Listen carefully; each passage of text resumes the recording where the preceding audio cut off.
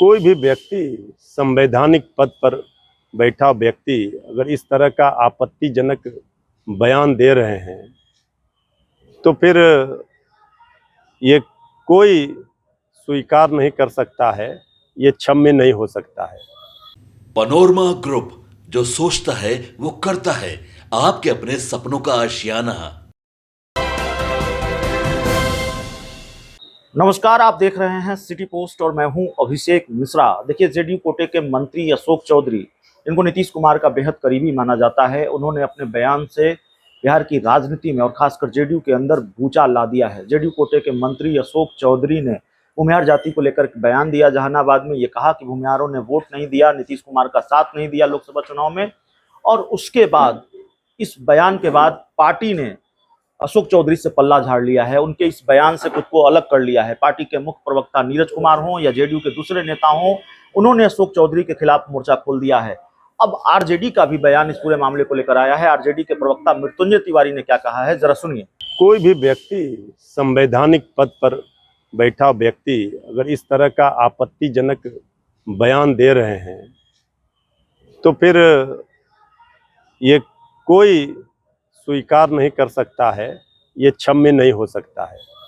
ये किसी भी धर्म को, किसी भी जाति विशेष की भावनाओं को आहत करना ये ठीक नहीं है। लगता है बीजेपी के साथ रह करके वो संगत में उनको आदत हो गई है। बीजेपी किसी धर्म को की विशेष कोई भावनाओं को आहत करती है और ये किसी जाति विशेष को आहत करने का जिम्मा लिए हुए हैं। अब तो बीजेपी के अंदर ही विरोध के स्वर फूट रहे हैं, आपस में घमासान मचा हुआ है।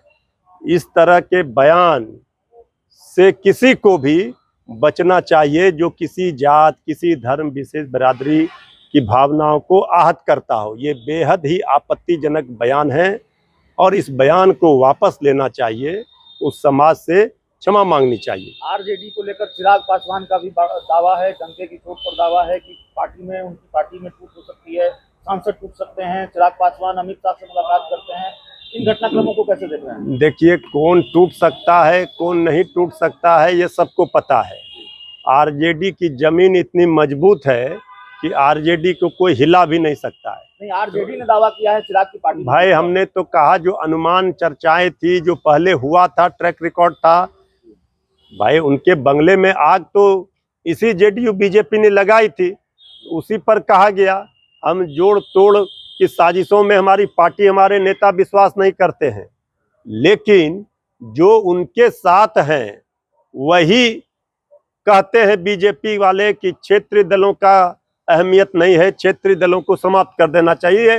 बीजेपी के राष्ट्रीय अध्यक्ष आदरणीय नड्डा जी ने कहा था पटना में जब आए थे। तो इसलिए ये तो बीजेपी से वो बच के रहे, जिसके साथ है बीजेपी। जेडीयू के साथ थी। अरुणाचल में 5 विधायक जेडीयू का बीजेपी ने तोड़ लिया था।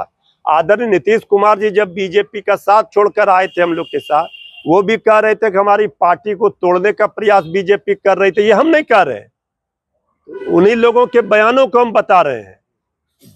उस दौर को भी देखा है, श्री चिराग पासवान जी ने झेला है जो उनके साथ हुआ है। हमारी तो पूरी सहानुभूति है, लेकिन जो चरित्र है बीजेपी का, जो उनके सहयोगी का, उस पर ये कयास और ये चर्चा लोग कर रहे हैं।